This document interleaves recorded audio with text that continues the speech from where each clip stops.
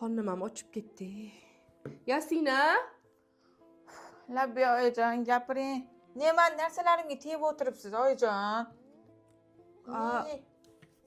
Tegmang, sizga tegishli narsa emas bu. Bering. Bitta ko'riydi o'dimda, o'qib o'tiruvdim qizim. Qara, Yasina qizim, ovqat ber, rosa qornim ochib ketdi. Hozir yedingiz ona, yarim soat bo'lmadi. Nima siz oshqozoningiz bunaqa? Endi qarichilik shu-de, ozgina ko'p yeymiz de qizim, bera qol. Kuyovingiz oldiga ham xijolat bo'lyapman, ha deb ovqat qo'rishga. 2 soat chidab turing, kechqurun bo'ladi, yeymiz billah.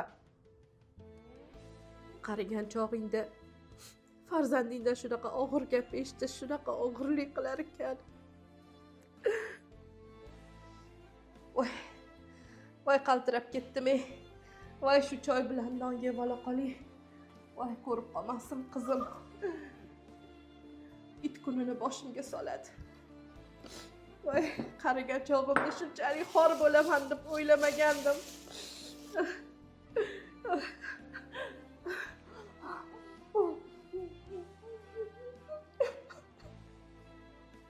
Madiyam olib ketish kerak edi, telefon qilingchi. Sinam qilyapti, nima derkan? Alo. Alo.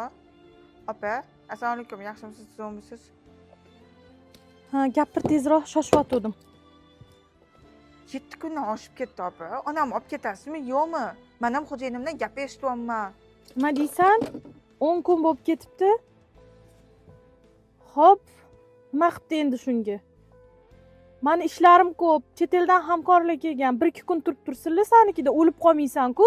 Har yarim soatda ovqat so'raverib charchatib yubordilar meni. Men bilmayman, kelib olib keting, sizning navbatingiz endi qarash.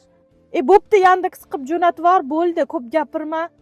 Sen ham odammisan?